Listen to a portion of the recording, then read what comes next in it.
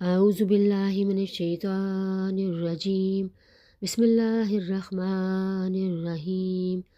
رب اشرح لی صدری ویسر لی امری واحلل عقدۃ من لسانی یفقہوا قولی، رب زدنی علما۔ السلام علیکم ورحمۃ اللہ وبرکاتہ۔ ربیع الاول بڑی تیزی سے گزر رہا ہے۔ یہ مہینہ سارے اسلامی کیلنڈر میں ہر دل عزیز ہے۔ وہ اس لیے کہ حضور صلی اللہ علیہ وآلہ وسلم کا یوم پیدائش اور یوم وفات اسی ماہ میں ہوئے تھے، مگر یقینی طور پہ کوئی بھی نہیں کہہ سکتا یہ کہ کون سی تاریخ پیدائش کی تھی اور کون سی وفات کی۔ دراصل علماء کرام کی آراء کچھ اور اختلافات ہیں اور احادیث میں کچھ اور درج ہے، لیکن اس بات پر سارے علماء کی رائے تقریباً ایک ہی ہے کہ مہینہ بہرحال ربیع الاول ہی کا تھا اور دن بلا شبہ پیر کا تھا، یعنی دوشنبہ کا۔ موجودہ زمانے میں یہ معاملہ اختلافات اور افواہوں کی زد میں ہے۔ عزیزوں، میں آج جو آپ کو بتانے جا رہی ہوں وہ ایک بڑی یونیک سی تحریر ہے۔ اصل میں میری نانی اماں کی وفات کے بعد میری خالہ نے مجھے ایک تحریر دی جو ان کی یعنی نانی اماں کے زمانے میں منائی ہوئی عید میلاد النبی کے احوال اور خیالات ہیں۔ وہ کہنے لگیں کہ تم اسے اپنے پاس رکھ لو، شاید تمہیں کبھی اس کی ضرورت پڑ جائے تو اسے استعمال ضرور کر لینا۔ بہرحال میں نے اس کو سنبھال کر رکھ لیا اور کبھی سوچا نہیں تھا کہ اس سادہ سی تحریر کو یوز کروں گی، مگر ریسنٹلی میں نے ڈاکٹر اسرار صاحب کی ویڈیو دیکھی جس میں انہوں نے 12 وفات کا ذکر کیا تو میرا حوصلہ بڑھا۔ میں نے سوچا کہ کوئی ہوں گے تو صحیح نا جنہوں نے یہ سنا ہوگا جو ڈاکٹر صاحب نے اس کا ذکر کیا ہے۔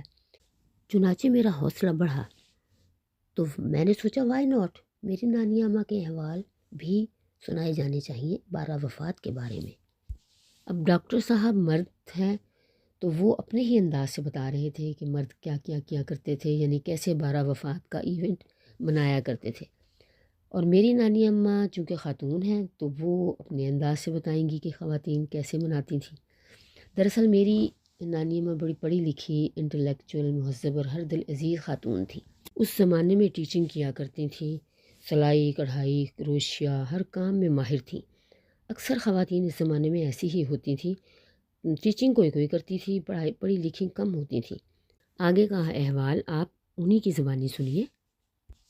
اس زمانے میں دین کے کاموں میں بھی بڑا دھیان دیا جاتا تھا اور سادہ طریقے سے ہم دین پر چلتے تھے۔ دین کے کاموں میں، تہواروں میں بڑے ذوق و شوق سے حصہ لیا کرتے تھے۔ گزشتہ صدی ہی کی بات ہے، 50 کی دہائی میں یا اس سے بعد میں لوگوں میں اتنا علم نہیں ہوتا تھا سوائے علماء کے۔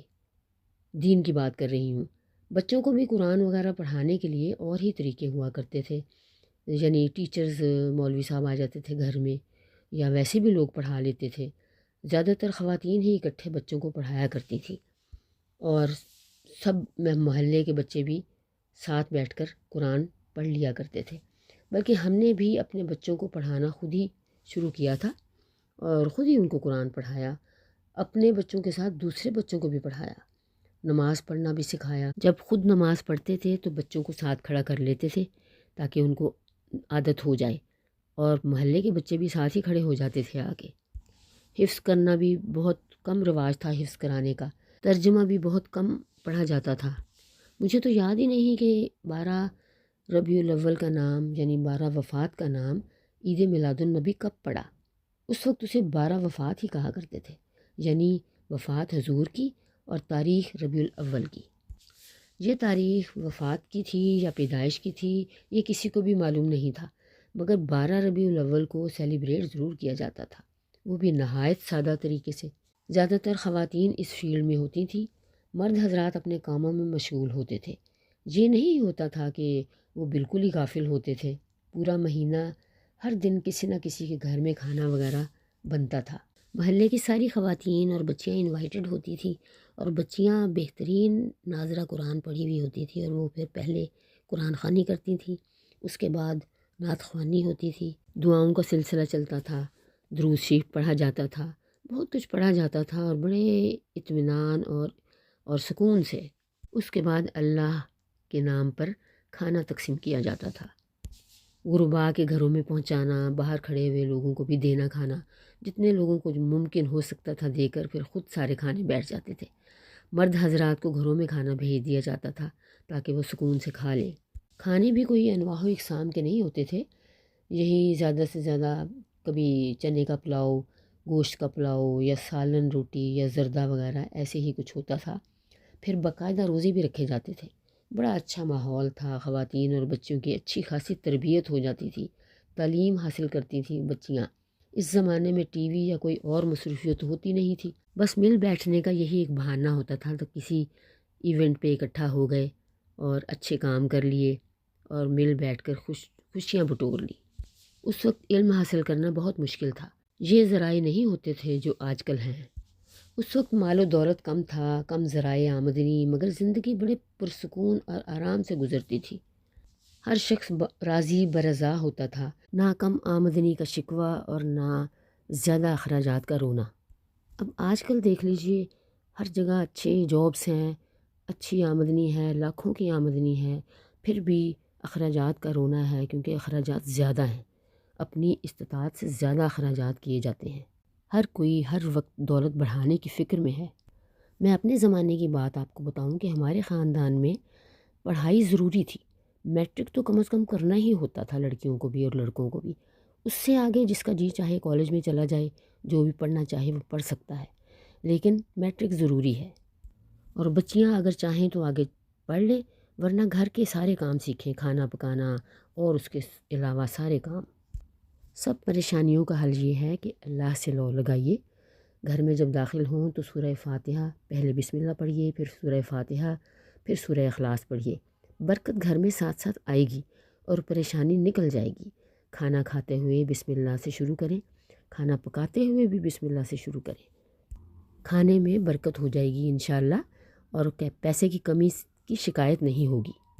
اللہ کا شکر ادا کرو، اور مہمان کے آنے پر پریشان نہ ہوئیے۔ مہمان اپنی قسمت خود ساتھ لے کر آتا ہے، اور اللہ ہی کا عطا کیا ہوا کھانا ہے، اس پر بھی اگر ہمیں اللہ تعالیٰ کا شکر ادا کرنا چاہیے کہ مہمان کی وجہ سے ہمیں بھی اچھا کھانا کھانے کو ملا۔ ایسی ہی باتیں ہماری زندگی میں تھیں بیٹا۔ اب پھر موضوع کی طرف آتے ہیں۔ ربیع الاول ایک ایسا متبرک مہینہ ہے جس سے نبی اکرم کی نسبت ہے، اسے اس کی شایان شان منانا چاہیے۔ درود شریف کی کثرت کیجیے، قرآن خوانی کی جائے اور میلاد کی محفلیں منعقد کی جائیں، بشرطے کہ اس میں کوئی خلاف شریعت بات نہ کی جائے۔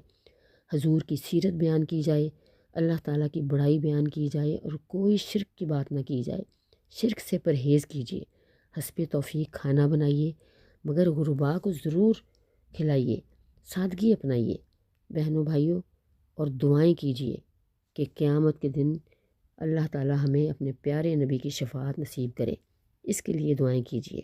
اللہ تعالیٰ آپ کو نیک اتوار سب کو نصیب کرے، اور آپ سب کی اولادوں کو نیک اتوار سے نوازے، اور پاک اور صاف معاشرہ ہو جائے۔ آمین ثم آمین۔ تو عزیزو، یہ تھی ہماری نانی اماں کی سادہ سی تحریر۔ مجھے افسوس یہ ہے کہ وہ یہ ویڈیو کیوں نہیں تھی، لیکن اس زمانے میں ابھی ویڈیو عام نہیں ہوئی تھی۔ چلیے آپ کو ایک حدیث بھی بتاتے ہیں۔ بخاری و مسلم کی حدیث ہے، انس ابن مالک روایت کرتے ہیں، حضور بیمار تھے اور ایک دن دوپہر کے وقت، ظہر کا وقت تھا، صحابہ کرام امام کے پیچھے نماز پڑھ رہے تھے کہ حضور صلی اللہ علیہ وسلم نے اپنے حجرے کا پردہ اٹھایا۔ صحابہ کرام کو حضور صلی اللہ علیہ وسلم کی موجودگی کا احساس ہوا، تو قریب تھا کہ سب اپنی نماز چھوڑ کر حضور صلی اللہ علیہ وآلہ وسلم کی طرف لپکتے، مگر حضور نے اشارے سے انہیں روک دیا۔ اصل میں حضور صلی اللہ علیہ وآلہ وسلم کچھ دنوں سے بیمار تھے، 2-3 دن سے ہم سب سے ملاقات بھی نہیں ہو سکی تھی۔ اسی اثناء میں حضور صلی اللہ علیہ وسلم نے سیدنا ابو بکر رضی اللہ تعالیٰ عنہ کو امام مقرر کیا تاکہ وہ نماز کی امامت کر سکیں۔ کمزوری کی وجہ سے حضور صلی اللہ علیہ وسلم امامت نہیں کر سکتے تھے، اور ہم سب حضرت صلی اللہ علیہ وسلم سے ملاقات کے لیے بہت ہی بے قرار تھے، لیکن طبیعت کی خرابی آڑے آ گئی اور ہم ملاقات کی حسرت ہی میں رہے، اور وہ اپنی تسلی کرنا چاہتے تھے کہ جو انہوں نے امام مقرر کیا ہے اس کے پیچھے سب نماز پڑھ رہے ہیں یا نہیں۔ تو پھر ان کی تسلی ہو گئی تو وہ واپس اپنے حجرے میں چلے گئے۔ پھر اسی دن ہمارے پیارے نبی آخر الزماں حضرت محمد صلی اللہ علیہ وآلہ وسلم کا وصال ہو گیا۔ ہماری جان سے پیارے صلی اللہ علیہ وسلم نے دنیا سے پردہ فرمایا۔ اس دن سوموار تھا، دوشنبہ، اور مہینہ ربیع الاول تھا۔ عزیزوں، ان کی سیرت، ان کے اقوال، ان کی تربیت، ان کا دین، ان کی سنت ہمارے لیے قیمتی سرمایہ ہے۔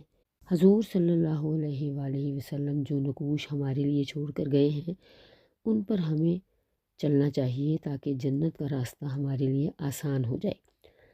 اللہ تعالیٰ ہم سب کو سنت محمدی پر چلنے کی توفیق عطا کرے، آمین ثم آمین۔ ہمیں اجازت دیجیے، اللہ حافظ۔